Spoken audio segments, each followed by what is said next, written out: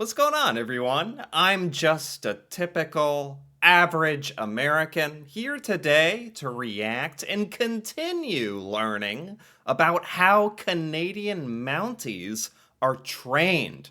And if you haven't seen part one, feel free to go back and watch part one, where we were talking a little bit about how Americans just seem to have no idea what Canadian Mounties actually do, what their training is like. Americans almost seem to have this stereotypical idea in their mind that all police in Canada look like Canadian Mounties, that every officer in Canada is a Mountie, dresses like in red with a hat. Americans think, oh ho, it's a little silly looking, and don't really understand anything that goes into it, which I really wanted to kind of set the record straight by taking a closer look at a video just like this about how Canadian Mounties are trained in Canada, and it's been anything but silly. It's actually been quite serious. Quite impressive, honestly. Some of the stuff in part one, I mean, some of the pepper spray training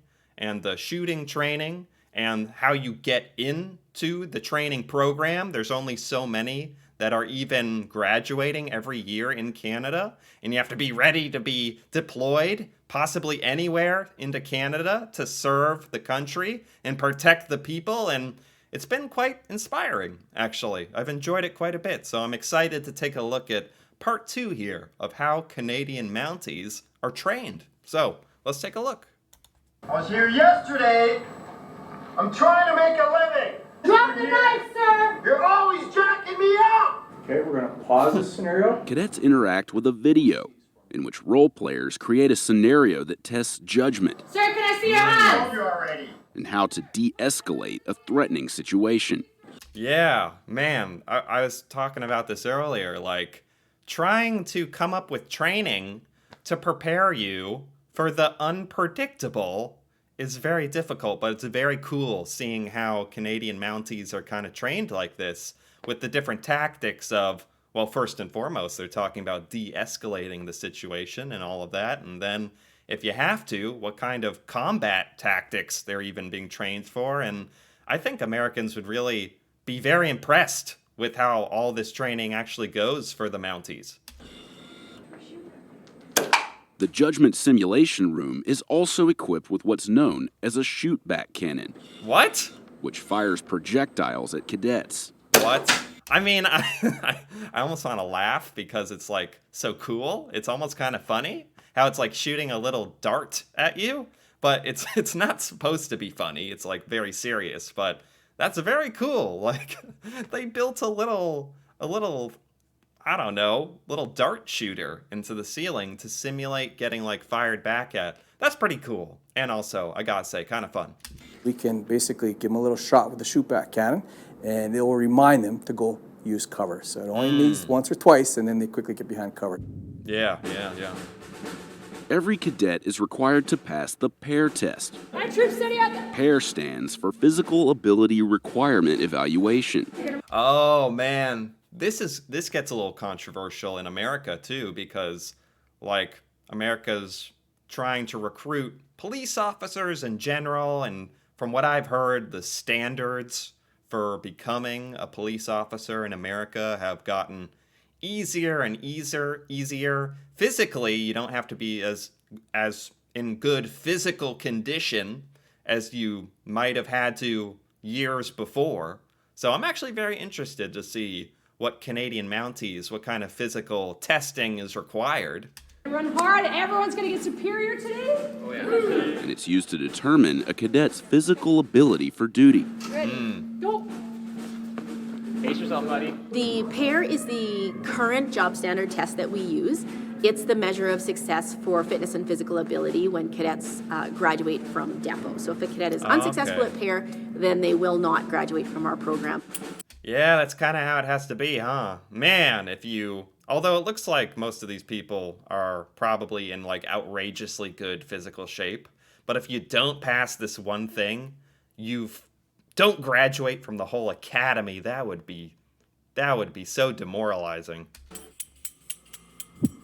The cadets will run 6 laps of an obstacle course that includes running over a set of stairs twice in each lap, as well as jumping over some lower hurdles and going over a 3-foot barrier, laying on the ground and getting up. So they go through that circuit 6 times, and then they move into what we call the push-pull station that replicates that altercation. And You know, I kind of like this, how it's more jumping over obstacles and getting on the ground and getting up, because it's probably not all that terribly common that you're going to be like getting into a 7-mile or 7-kilometer foot chase with somebody.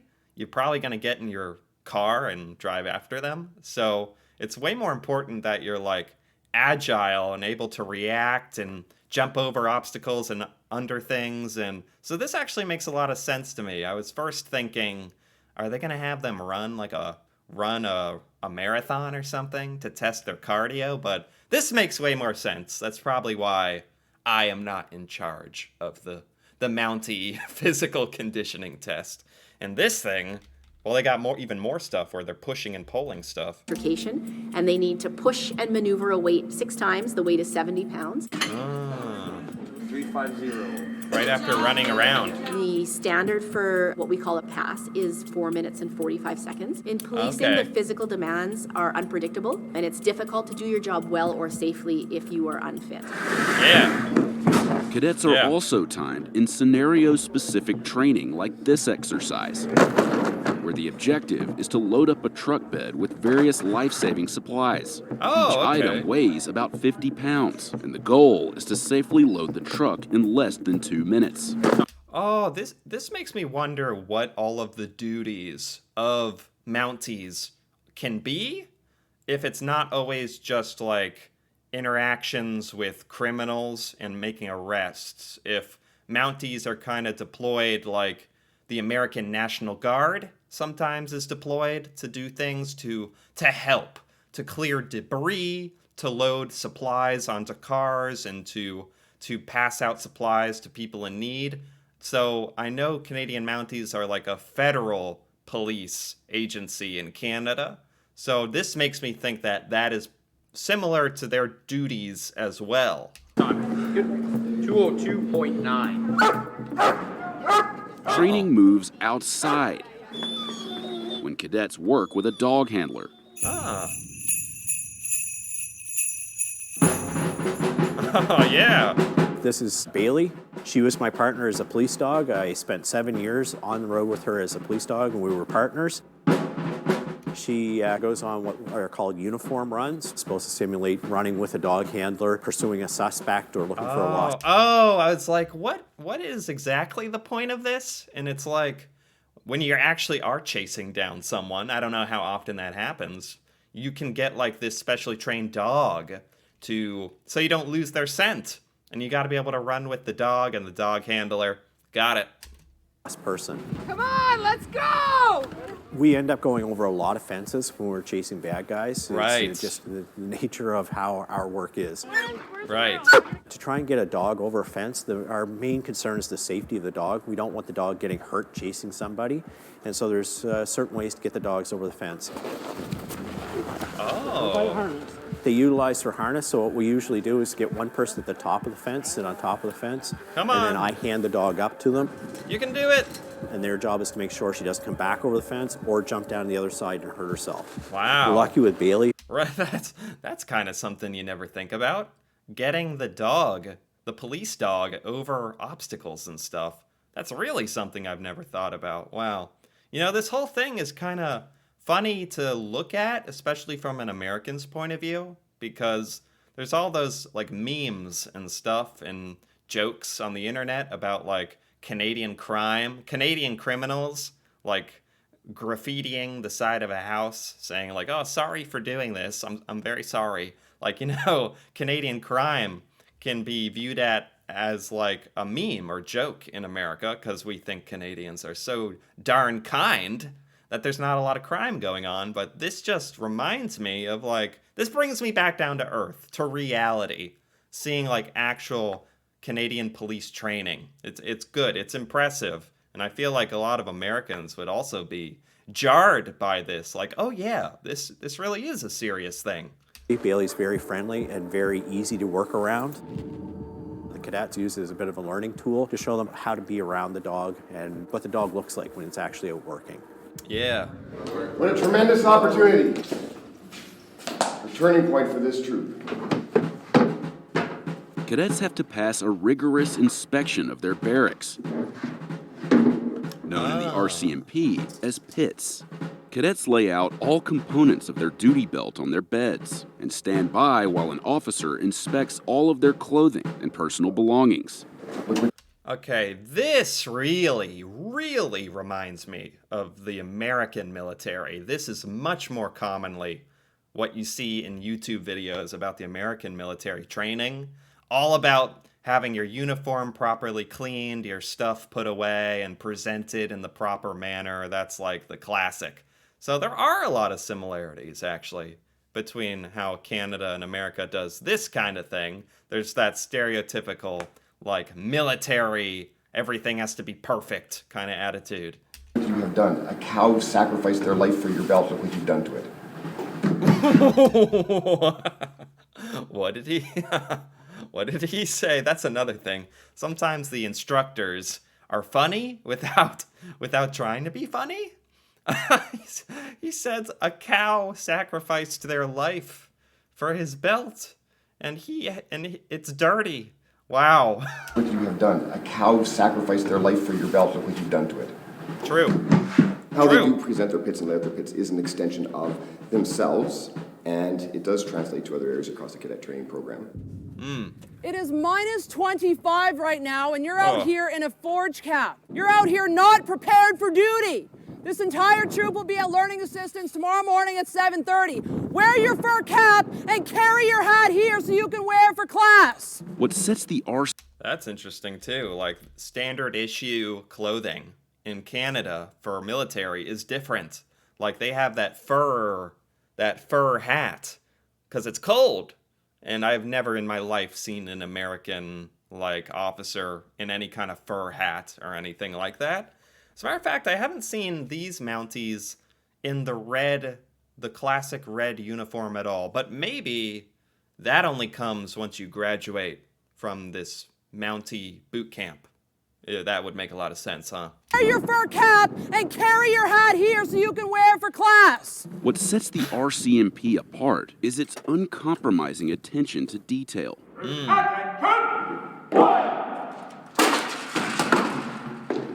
Which is on full Why did he have to throw his clipboard? Okay, whatever. To make a statement, obviously. I would not make a good Mountie in training. I'd just be asking dumb questions like, "Sir, why did you throw your clipboard?" And then, oh, no. Can't be having that.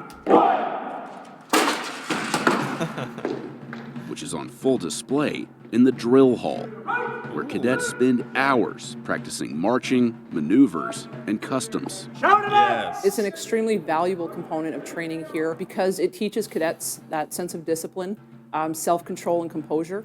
You see a chiropractor or something? Put your feet forward. It's about conditioning the mind. I love listening to drill instructors say stuff. It's always so unintentionally funny. Simple commands, you respond. You see the threat, you respond. Even though it looks very ceremonial in nature, it's all connected back to doing policing. The bottom of the flap, all the way down here. Lower it, the bottom here. That's where it should be. Why are those things important in our uniform? Public perception of us. What happens if we have poor public perception? Lack of faith. It's not about buttons and zippers, and it's not about marching. Everything has a connection back to policing. Attention to detail in your uniform translates to looking for what's missing, looking for what might be evidence when you get out into the field. Right. I mean, gosh, this is like, I don't think that American police are trained this much like a military unit. I know, like, the Canadian Mounties are they're technically a police organization, right? Not really like part of the army, yet they are almost trained like soldiers in the level of seriousness and detail that they have to their outfits and to their duty. So it's obviously like this is one of the most premier, prestigious positions you can have, so it makes sense.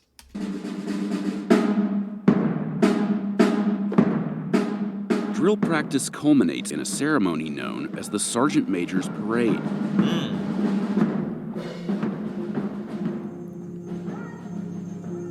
There's the fur And hats. every week, there's a special guest in attendance. A 28-year-old man with special needs named Matthew. He has come to the RCMP Depot Parade on Tuesdays for the past 6 years, and Wow. it's his ultimate thing. This is what he looks most forward to, is being able to come here and have this relationship that he's developed with the drill unit. Nice. On the other hand, it's just tremendous. They've just sort of taken him under their wing, and Right. He almost seems like part of the family, honestly. he has his own uniform. They made him an honorary cadet. Wow. That's very nice. Although the Mounties... Here we go. Now they are in. This is the classic. This is what Americans think of when they think of Canadian police. This uniform. Although the Mounties are known for their iconic scarlet tunic, Yeah. this is the uniform you'll actually see a modern Mountie wearing on duty. Really? But the red serge remains a defining characteristic of the RCMP. Really? I guess I shouldn't be too surprised, huh? I mean, it is 2023. This is the modern outfit. I mean, it probably helps that you don't stick out like a sore thumb with the classic outfit, but maybe the classic Mountie red outfit, the red serge, I think they said, is for more ceremonial types of events and stuff. This does make more sense. It's just a little less fun, to be honest, but okay. Used as the formal attire for ceremonial events. The uniform comes together here, where a team of more than 20 tailors alter the uniforms to the specific measurements of each cadet. We take them apart, we put them together and do the alterations. We like to see the smile on their faces when they come in and, get fitted. Oh, yeah. Getting this uniform must be like it's like a doctor getting their white lab coat. This is gotta be one of the most special, symbolic kind of moments, getting the red Mountie jacket and the uniform. When they receive the tunics and they know that, they're wearing a prestigious garments. Yeah. The week before graduation, cadets attend what's known as the regimental dinner, held in the officers' mess. It's a tradition that, according to the RCMP, media has not been allowed to attend before now. Wow, we've not been allowed to see this. Well, apparently they like very, very dim mood lighting. That's what I've learned thus far. It exposes them to the importance of our history.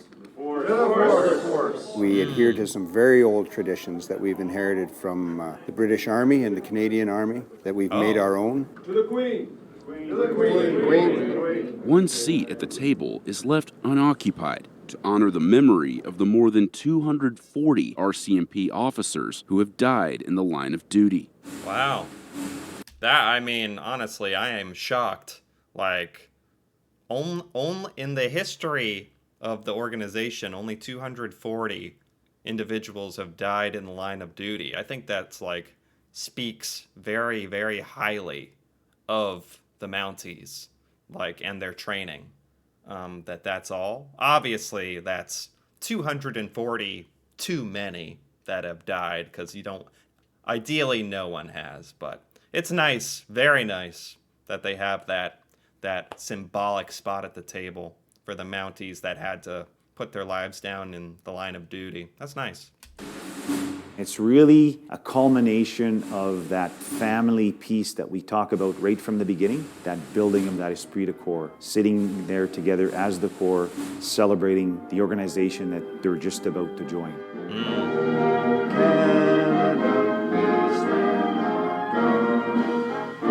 Gotta have of Canada.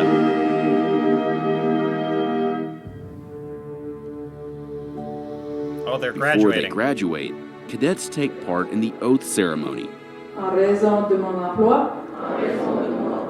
This troop took their oaths in French.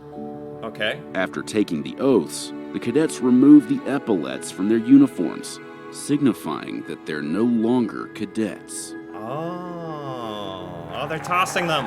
Oh, they're tossing them. How fun. They become members of the Mounted Police. Oh, this is cool. They grow 2 inches and they look so proud. And their families and their friends, when they see them, are so proud of what they've achieved. Yeah. Canadians. Do they grow 2 inches because of their really tall hat? Is that what that means? Canadians trust the RCMP and have for a very long time. It's fragile, and we have to make sure that we maintain that. Wow. Wow, wow, wow, wow, wow. Canadians trust the RCMP. That says it all right there. That's the purpose, isn't it?